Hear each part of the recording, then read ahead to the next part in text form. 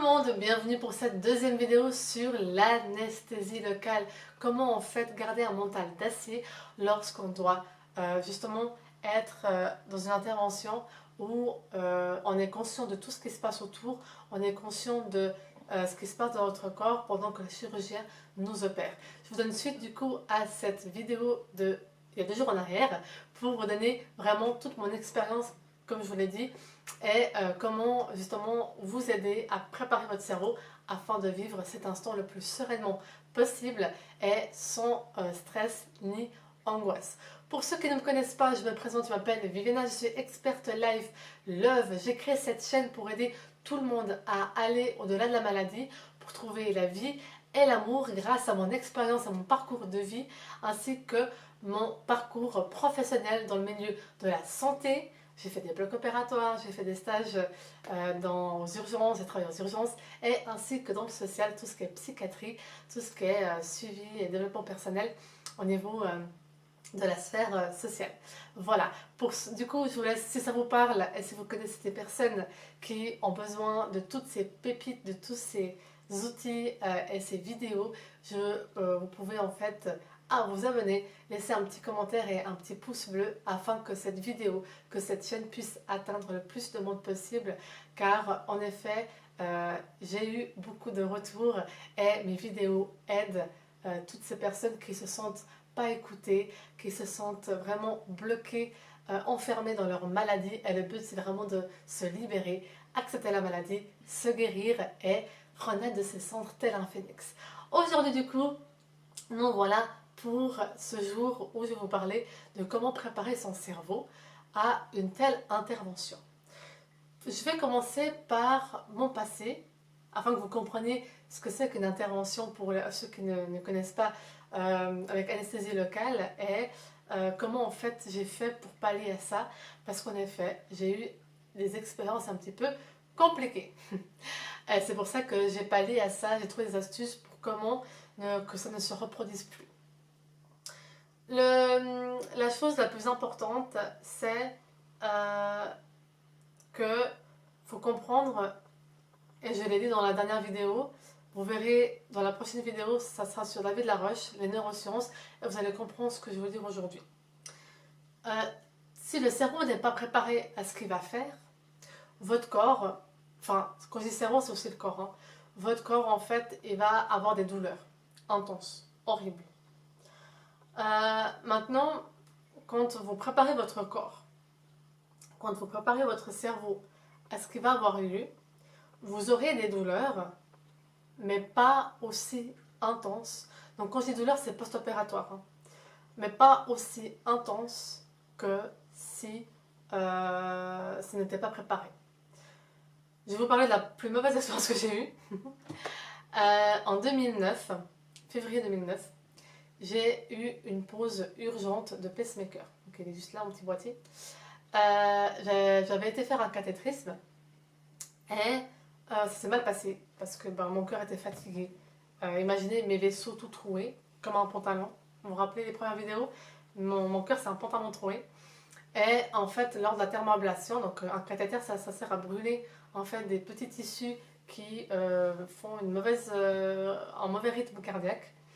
L'électrophysiologiste a un peu trop brûlé, enfin il n'avait pas trop le choix pour sauver un peu mon cœur, et justement mon nœud sinusal.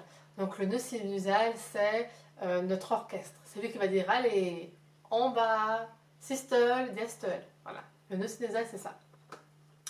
Et du coup on a dû en 2 heures m'amener au bloc opératoire, parce que sinon voilà, mon cœur ne peut plus survivre, et on m'a posé un pacemaker par voie locale, dans le sens par anesthésie locale. Comme expliqué dans la première vidéo, chez moi, l'anesthésie générale c'est très compliqué parce que je peux très vite passer de l'autre côté et on ne sait pas si je reviens. Donc c'est très compliqué et on garde vraiment cette anesthésie générale pour les cas urgents. Et donc on m'a vite dit, donc j'ai eu en fait 5 minutes pour me préparer, vite dit on va au bloc opératoire, on vous anesthésie locale et en gros débrouillez-vous. Faut rester calme, on m'a dit comme ça. Restez calme. Alors, l'anesthésie locale, bien sûr on sent. On ne sent pas ce qu'il fait. sais pas comment expliquer ça. On sent pas de douleur, mais on sent ce que la personne fait. Donc je sentais le bistouri, donc la sensation du bistouri à ouvrir ma peau. Je sentais la sensation, et en fait, comme tout ça était nouveau pour moi, j'ai commencé en fait au bloc opératoire avec la chaleur et tout ça à avoir très très chaud.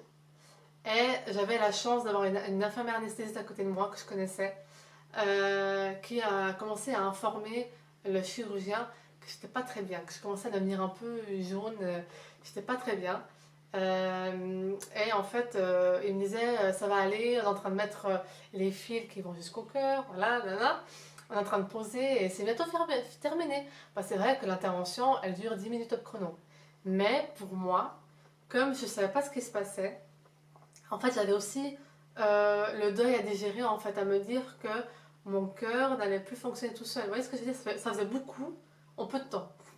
En 5 minutes top chrono, ça faisait beaucoup. C'est faut avoir un pacemaker pour survivre. En fait, ça sera local et en fait, on va sentir toutes les sensations. Et c'est vrai qu'en fait, je sentais couche par couche, en fait, parce que après, j'ai senti qu'il a mis l'écarteur pour mettre le pacemaker. Et en fait, à un moment donné, quand j'ai senti, en fait, d'ailleurs, de rien d'en parler, j'ai chaud. Quand j'ai senti, en fait, ma peau s'écarter et tout ça, là, en fait, j'ai commencé à ne pas être bien du tout. Et j'ai commencé à dire à l'infirmière, enfin, j'avais plus de force. Et j'ai commencé à dire à l'infirmière, aidez-moi parce que je me sens pas très bien du tout. Et elle me dit, mais restez calme, faut rester calme parce que là, il est vraiment en train de. Surtout que vous voyez, le bras, il est. Enfin, voilà, je peux pas bouger, quoi. Et elle me disait, restez calme, parce que ça va bien se passer, on est bientôt à la fin, il va bientôt coudre, etc., etc., etc. Et en fait, ce qui s'est passé, c'est que au moment où il a commencé à coudre, donc en fait, vous sentez le fil traverser et ressortir. Tac, tac, tac, voilà. Vous sentez ça. Et quand on n'est pas prêt, ben, en fait, notre cerveau, il s'imagine des choses. Hein. Alors, c'est pas des choses horribles qu'il s'imagine, mais il s'imagine en effet le. Puis comme il n'est pas prêt, parce que c'est la première fois qu'il vit ça, entre guillemets, et ben ça fait un peu faire un malaise vagal. Et c'est ce que j'ai fait au bloc opératoire. Quand il a fini de fermer, j'ai fait un malaise vagal. Donc j'ai fait 2 fois, parce qu'après je suis revenue à moi. Donc au bloc opératoire, je suis revenue à moi. On m'a amenée en chambre d'observation, parce qu'eux, ils voulaient que je parte à la maison tranquille. Hein. Heureusement, j'ai pu rester une nuit d'observation, mais parce qu'on a fait du forcing. Et une fois que je suis arrivée à l'étage, en fait, là, j'ai fait un malaise, mais complet, hein, vagal. Ils ont dû mettre mon lit comme ça, pour qu'en fait, le son revienne parce qu'en fait, c'était trop de pression, c'était trop de stress, trop d'inconnus, trop de choses à digérer. Et en fait, mon cerveau, il a bugué, quoi. Il a fait, allez, c'est sans moi, démerdez-vous, j'en ai assez fait. Et c'est comme ça qu'il a réagi. Et depuis cet événement-là, comme j'ai dû faire le travail d'accepter mon pacemaker, comme vous pourrez aller le voir dans la vidéo du pacemaker que j'ai refait, parce qu'il y a beaucoup de personnes qui m'ont demandé de refaire, donc j'ai refait une vidéo sur le pacemaker. Une fois que j'ai fait ça, je me suis commencé à réfléchir de comment en fait je peux me préparer aux prochaines interventions, parce que je savais que j'allais avoir une prochaine intervention, de la peau, etc. Et en fait, j'ai commencé à me dire, ok, je me prépare, je réfléchis sur les étapes en fait à franchir pour. Et sans vous cacher, ça a été l'intervention à cœur ouvert, donc en 2013, que j'ai compris qu'en fait ça aide beaucoup de se préparer pendant 6 mois à l'intervention, de se préparer comment il allait faire, comment il allait couper, comment il allait... Enfin, j'ai en fait compris comment mon corps fonctionnait pour que justement on pallie à cette angoisse et à ce stress. Et d'ailleurs, comme vous le savez, si vous ne vous rappelez pas, vous pouvez aller voir la vidéo sur On est prête. Pourtant, je savais que j'allais mourir en fait. Et j'ai réussi à aller au bloc opératoire calmement. Parce que je savais qu'en fait j'étais sereine, j'ai fait tout mon possible pour me rassurer. Et si je devais traverser le tunnel et y rester, eh ben, j'aurais tout fait dans cette vie en fait. Et heureusement, j'avais encore la plus belle chose à faire, c'était de créer cette chaîne pour vous transmettre tout ça. Et du coup, c'est ça qui m'a beaucoup aidée. Et quand en fait j'ai vu que tout le monde souffrait, donc quand j'ai eu l'opération à cœur ouvert, quand j'ai vu que tout le monde souffrait de douleur, et comment en fait, franchement, j'ai eu zéro douleur post-opératoire. On m'a ouvert l'os, on m'a recousu avec un fil de titane, mais j'ai rien senti du tout. Post-opératoire, j'ai pas de douleur du tout. Et c'est dingue en fait. Et c'est marrant parce que David Laroche, donc le webinaire que j'ai participé, confirme en fait que quand on prépare le cerveau à quelque chose, et bien en fait les douleurs post-opératoires sont nulles, voire diminuées. Et c'est comme ça en fait que à partir de ce moment-là, toutes les interventions que j'ai eues, je me suis préparée. Et quand en fait je me suis moins préparée, ben, j'ai eu le plus de douleurs en fait à la fin. J'ai eu plus de douleurs post-opératoires. Et quand je me prépare, j'ai moins de douleurs.